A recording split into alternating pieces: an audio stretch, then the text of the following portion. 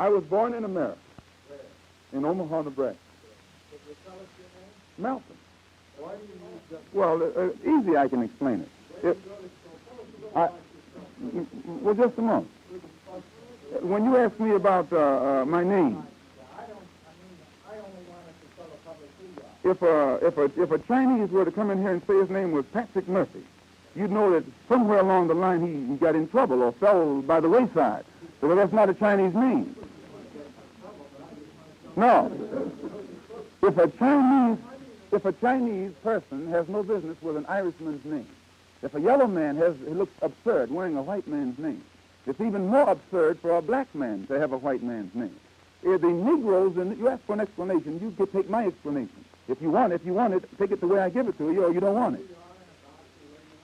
The Negroes in this country who have English names, those names represent the last slave master who owned their grandparents.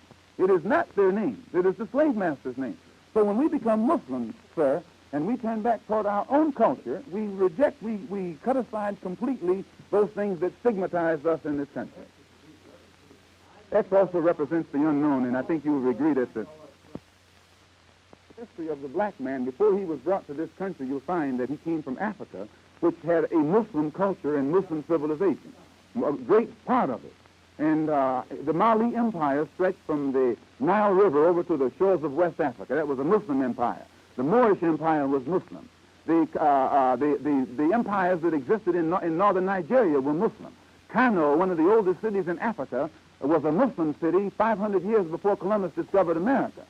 So now when you ask me how, the Honorable Elijah Muhammad, who is teaching the black people in this country that the only way that we can solve the race problem is not by forcing ourselves upon the white man, but by doing something for ourselves, teaches us also that we'll never have the incentive or the desire to do anything for ourselves until we first learn something about ourselves, about our past.